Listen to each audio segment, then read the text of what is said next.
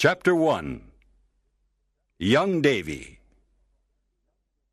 Davy Crockett was born on August 17th, 1787, in Greene County, Tennessee. In 1787, America was a new nation. Most of the territory was a wilderness. Davy Crockett was born in the wilderness. His father, John Crockett, was an Irish immigrant. He fought in the American Revolution. He was a very courageous man. Davy had a difficult childhood.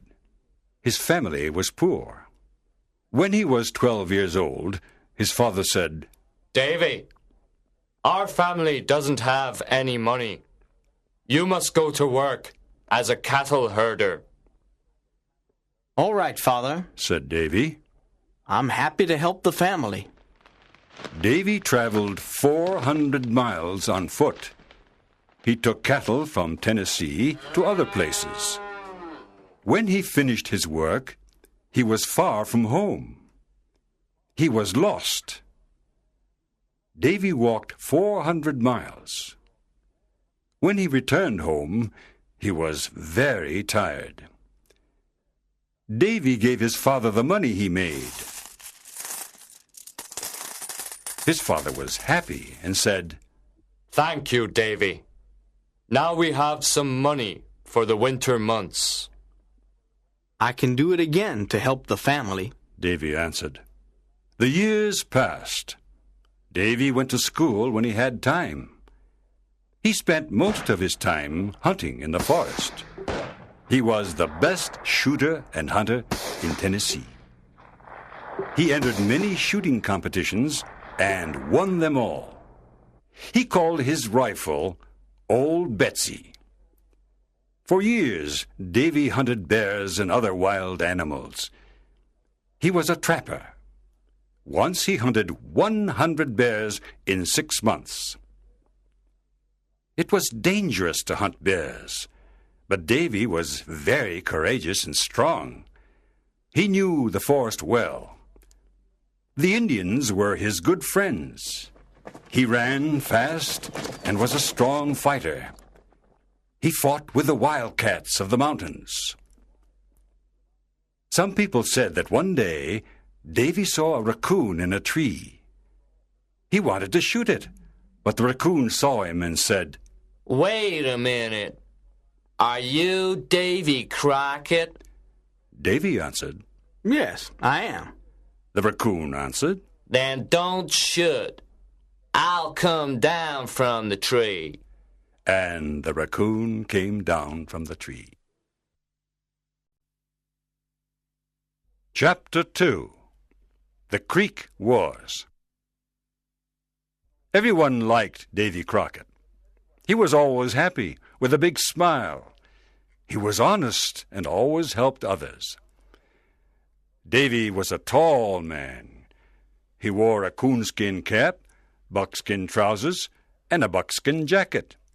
He always carried his long rifle, Old Betsy. In 1806, Davy married Polly Finley. She was a school teacher. They had 2 sons and a daughter, John, Joseph, and Judith. After a few years, the Crockett family moved into the Tennessee Hills. The Tennessee Hills were near hostile Indian country. In 1812, the war between the United States and Britain began. The Mohawk and Creek Indians fought with the British against the Americans. The American General Andrew Jackson organized a small army. He wanted to fight the Creek Indians and the British. Davy fought with this army. He was a scout because he knew the territory well. His work as a scout was very important. Davy traveled across Tennessee, the Mississippi Territory, Florida, and Louisiana with General Jackson's army. The Battle of New Orleans was a big victory for General Jackson and the Americans. The war ended in 1814. The British lost the war. The Indians lost their territories and went away. New American families settled in the Tennessee hills. At the end of the war, Davy returned home to his family. Unfortunately, his wife, Polly, died. Life was again difficult for Davy. He worked as a trapper and took care of his 3 children. After some time, Davy met Meg Mackinac. Meg's father was an American trapper. Her mother was a Cherokee Indian. Davy fell in love and married her. They had twins. Davy named the twins George and Washington in honor of America's first president. There were now 5 children in the Crockett family.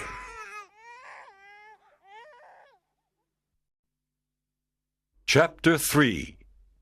Davy enters politics. Davy and his big family wanted to live in Lawrenceburg, Tennessee.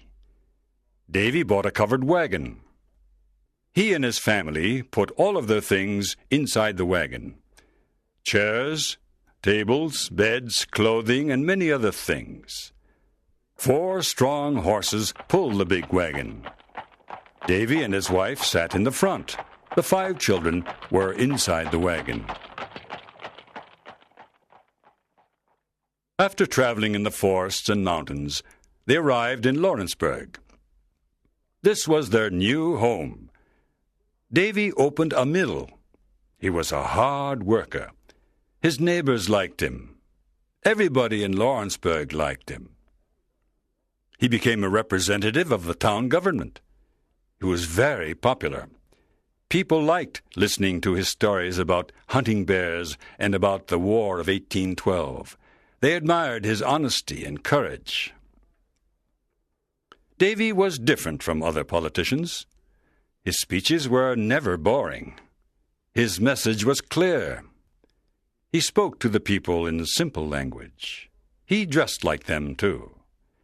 He always wore his coonskin cap and his buckskin trousers and jacket. One day, at an important meeting, he didn't know what to say. So he looked at the people and said, "Today, I am like a man trying to drink water from an empty barrel. I'll tell you a funny story, and then we can go home." Davy soon became a representative of the government of Tennessee. Now he was in politics. He helped his people in many ways. At first, many politicians laughed at Davy because he never wore a suit. After some time, these politicians admired and respected him. Davy was an honest man. Everyone believed what he said. His buckskin jacket had 2 big pockets. In his right pocket, Davy had a bottle of whiskey. When he met his friends, he gave them some whiskey. In those days, it was common to give some whiskey to friends.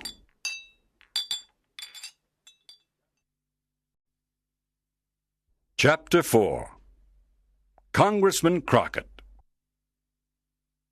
Davy often went to Nashville, the capital of Tennessee. In Nashville, he worked for the Tennessee government. One day, while Davy was working for the Tennessee government, a big flood destroyed his mill. This was terrible. He was very unhappy because he'd lost a lot of money. When he returned to Lawrenceburg, he started a new type of work. This time, he made barrels. He sold these barrels in New Orleans, Louisiana. New Orleans was about 400 miles away. To go to New Orleans, he traveled on the Mississippi River. He had a big boat to carry the barrels. It was difficult to travel on the Mississippi River. There were many dangers. One day, his boat had a bad accident. It began to sink. Davy almost drowned. He lost his boat and his barrels, but he didn't lose his life. In 1827, there was a big election in Tennessee. Davy Crockett became a United States Congressman. This was a great honor for him. In the United States Congress, he represented the people of Tennessee. He traveled to Washington, D.C., the capital of the United States. Davy was very happy to be a congressman. He wanted to help his people. There were congressmen who wanted to take land away from the Fox Indians of Tennessee. Davy protected these Indians. He fought against dishonest congressmen. The Fox Indians cannot live without their land, Davy shouted. I must defend all the American people of Tennessee, the whites and the Indians. After months of hard work, Davy was not able to help the Fox Indians. The U.S. Congress made a law that took away land from the Indians. Davy was very angry. He hated injustice. In 1835, he left the U.S. Congress. Chapter 5. Texas. In 1835, the Crockett family left Tennessee. They put all their things in a big covered wagon, and they traveled for many days. They finally arrived in Texas. At that time, Texas belonged to Mexico. At first, the Mexican government was happy with the American settlers. They cultivated the land. Many settlers went to Texas because land was very cheap. With a little money, a settler bought a lot of land. More and more Americans went to Texas. There were about 20,000 American settlers in eastern Texas. There were only 5,000 Mexicans. The Mexican government did not like this. There were too many Americans. Mexico decided to close its borders. The American settlers were very angry. In 1834, the Mexican general Santa Anna became the dictator of Mexico. He was a cruel man. He sent his soldiers to the Mexican border. He did not want the American settlers to enter Mexico. By 1834, there were more than 30,000 Americans living in Texas. They wanted Texas to be an independent American state. They did not want to live under a cruel Mexican dictator. Davy and his family now lived in Texas. They were happy in their new home. They wanted the independence of Texas, too. One day, Davy heard that the Mexicans wanted to attack Fort Alamo. The Alamo was a Spanish church and fort near San Antonio in western Texas. There were Texans and American soldiers at Fort Alamo. There were also women and children at the fort. War was in the air. Davy knew he must fight for the independence of Texas. Chapter 6. Fort Alamo. Davy asked other American settlers to go to the Alamo with him. Few men wanted to fight, but this did not stop Davy.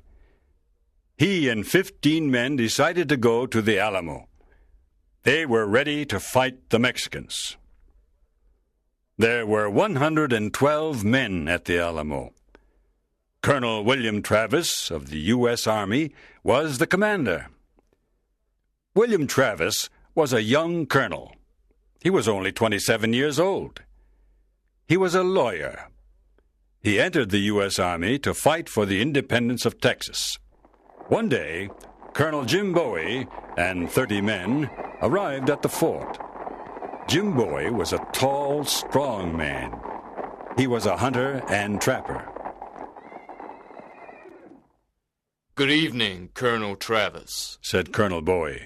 I have a message for you from General Sam Houston. Here is the letter. Colonel Travis opened it. He read it aloud. You must destroy the Alamo and come with my army. General Santa Anna will attack the Alamo soon. General Sam Houston. What? Said Colonel Travis. I don't want to destroy the Alamo. I want to defend it. Colonel Bowie said, "We cannot defend the Alamo. We must have more men." In February 1836, Davy Crockett and his men arrived at the fort. Colonel Travis was happy to see them. He asked Davy and his men to defend the Alamo. "We don't have many men," said Colonel Travis. "We must ask for more soldiers. I am sending a messenger to General Fannin. He can send us more soldiers." Davy said, My men and I want to defend the Alamo. We are hunters and trappers. Our long rifles can shoot at a great distance. Davy Crockett and Jim Bowie became good friends. Together they repaired the walls of the fort. They cleaned the rifles and the cannons. They were ready for the battle. Chapter 7. The Red Flag. One morning a messenger arrived. I have a message from General Fannin. He is very sorry. He cannot send any soldiers.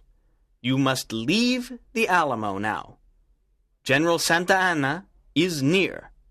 You are all in danger. "We don't want to leave the Alamo," said Jim Bowie. "We want to fight for the independence of Texas." "How many soldiers has General Santa Anna got?" He's got about 4,000 soldiers, said the messenger. Colonel Bowie looked at Colonel Travis. "We must speak to our men," said Colonel Travis. "Yes," said Bowie. "We must speak to them." Colonel Travis called his 187 men. He said sadly, "General Santa Anna is coming to attack us. He has about 4,000 soldiers and lots of ammunition. We have only 187 men and little ammunition. We have little food and water. Remember, there are women and children in the fort." Then he marked a line on the ground with his sword. "Those who want to fight for the independence of Texas, cross this line. The others can leave the fort and go home." There was a very long silence. Davy thought about his wife and his 5 children. Then he thought about the independence of Texas and the American settlers. He thought about a new American state, Texas. All the men crossed the line. These men wanted to defend the Alamo. These men wanted an independent Texas. On February 23rd, 1836, General Santa Anna and his army arrived. He sent a messenger to the Alamo. He wanted the people in the Alamo to leave. The men in the Alamo answered with a cannon shot. They did not want to leave. They did not want to return to the United States. General Santa Anna was furious. He showed a red flag.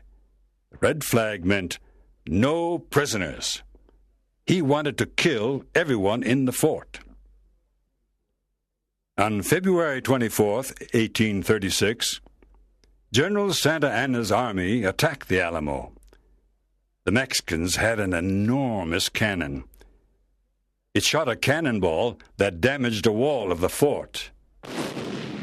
Davy said, We must destroy that cannon.